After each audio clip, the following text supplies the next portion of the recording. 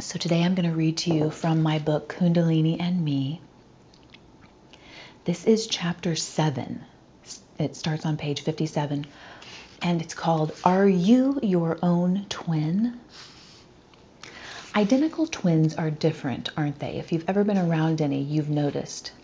And also, although so similar to each other, they are hauntingly different when you really look at them. And in my experience, they're often conflicted. Attached, definitely, but conflicted. It's hard to imagine the intelligence of nature being able to produce two of the same thing, yet differently. And in a comparable way, I think, many of us have noticed that one side of our own body is slightly different than the other, sort of like twins are, but within us individually. A mirror image, slightly different, but significantly different. The two sides of our bodies may appear to be the same, but they are not completely. They actually look and operate differently. Why would that be?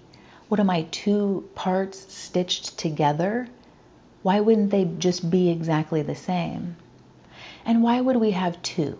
A duplicate of just about everything inside this one container.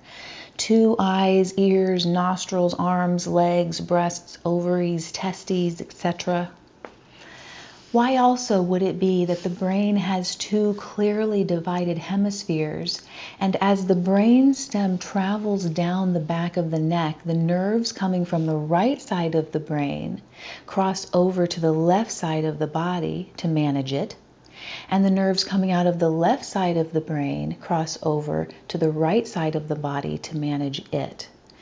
Do you notice that your two sides have individual characteristics, attributes, and attitudes?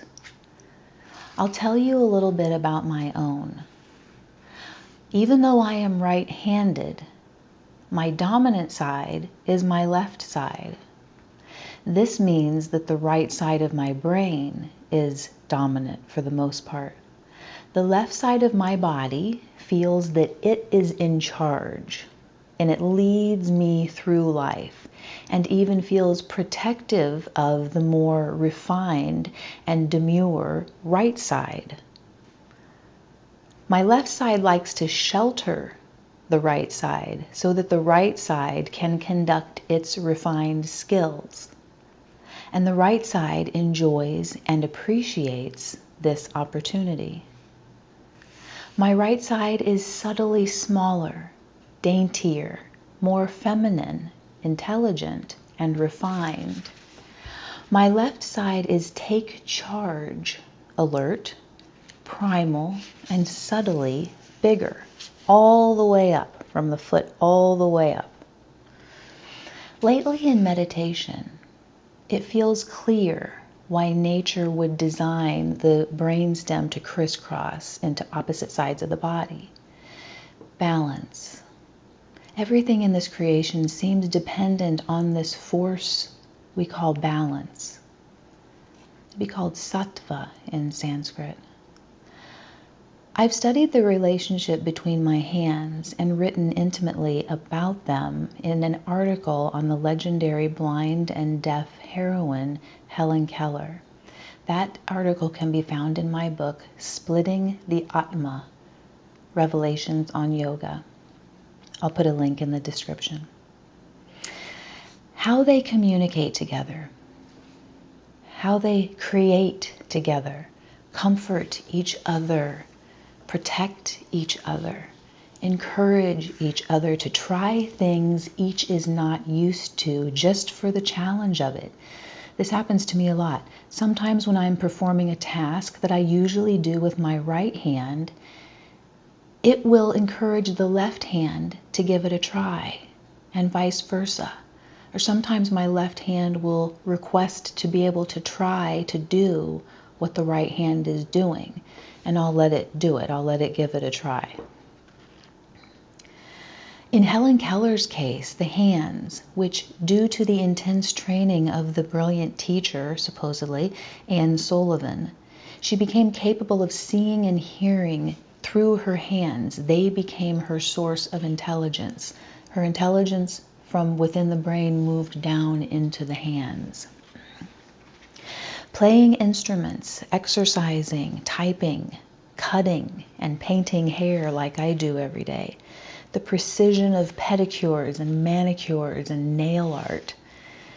There are many opportunities to study men with tools and building things and architecture.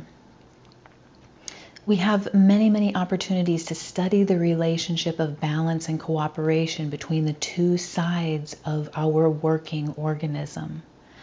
Why not? Why not have this type of self-awareness? Nature is a sensation worth paying attention to in this way. Consider thinking this way.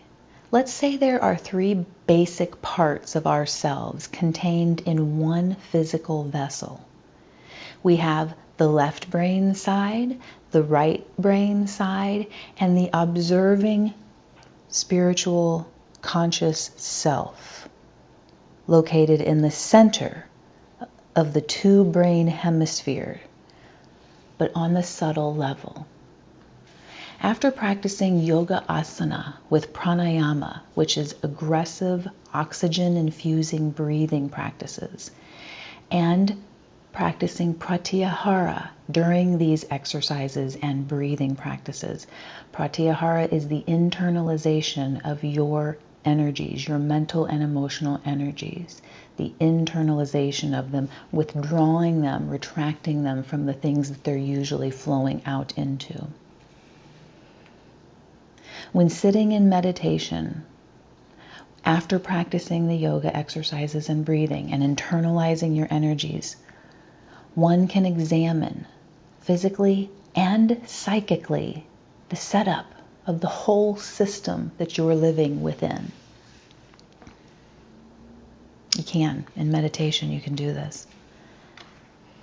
You may begin to notice a pulsating coordination of your body dynamics and a flow of energy between the 2 hemispheres inside there.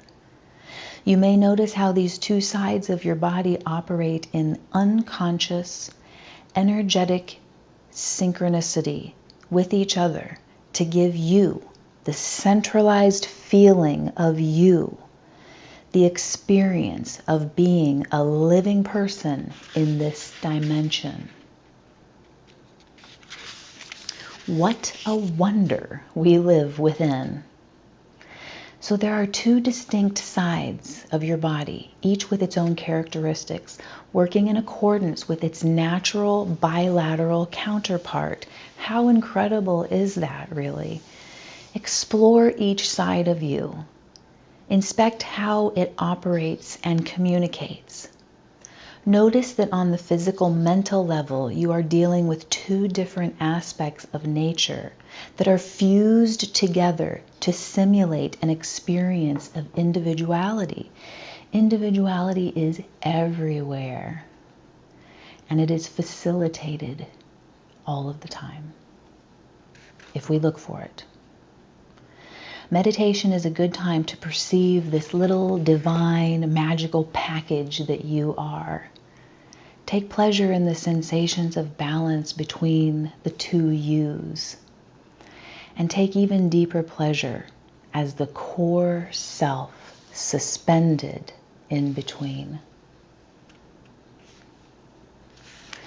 So the next chapter of this book is the progression now into the understanding that it's not just the 2 of you in there, the 2 hemispheres. There's a 3rd party in there.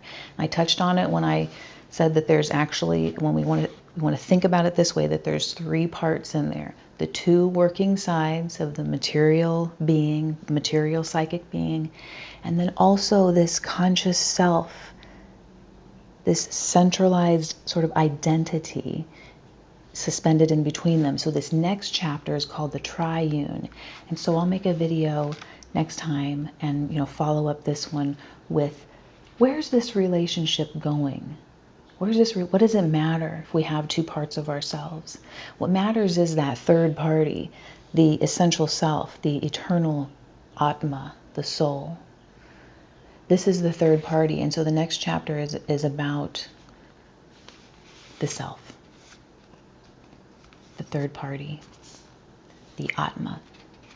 So thanks for listening. I hope you contemplate that. Take care.